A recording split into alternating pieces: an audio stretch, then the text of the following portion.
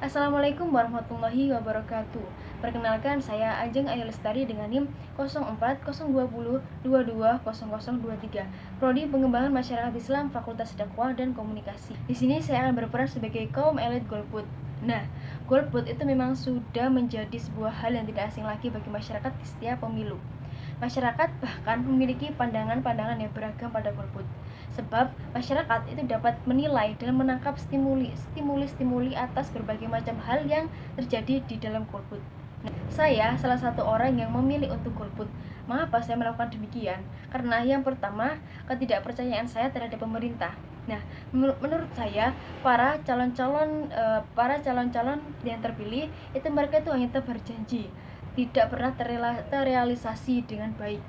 Hal ini bisa dilihat dari jalan-jalan di desa saya yang masih rusak. Nah, padahal jika dilihat kembali dari visi dan misi para calon-calon yang terpilih, mereka menyebutkan bahwa ia akan meningkatkan infrastruktur yang berkualitas. Namun, pada kenyataannya hingga saat ini tuh belum ada perbaikan. Dan yang kedua, ketidaktertarikan saya pada politik.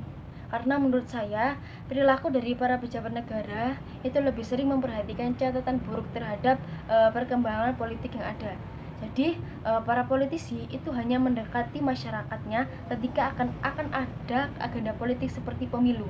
Maka, dalam kondisi ini itu dapat meruntuhkan kepercayaan masyarakat pada politisi. Yang ketiga yaitu perbedaan ideologi. Nah, menurut saya, para bakal calon maupun calon yang telah terpilih itu saya rasa tidak mampu atau tidak berkomitmen dan jauh dari nilai-nilai ideologi yang dibawanya pada saat kampanye. Kemudian faktor lainnya yang dapat saya lihat yaitu para politisi itu tidak mengakar. Sebagian politisi itu lebih dekat dengan para petinggi partai, dengan pemegang kekuasaan.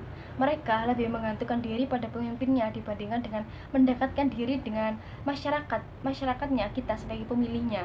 Nah, kondisi lain juga terdapat pada tingkah laku politisi yang banyak berkonflik, mulai konflik internal partai dalam mendapatkan jabatan strategis di partai, kemudian konflik dengan politisi lain yang berbeda partai.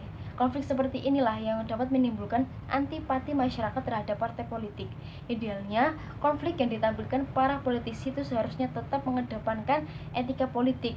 Nah, di mana seorang politikus itu harus sadar dengan kemampuannya dan dapat melaksanakan tanggung jawab dengan sebaik-baiknya sebelum rakyat menuntutnya untuk mundur. Demikian yang bisa saya sampaikan. Apabila ada salah kata dari pengucapan saya mohon maaf sebesar-besarnya. Terima kasih. Wassalamualaikum warahmatullahi wabarakatuh.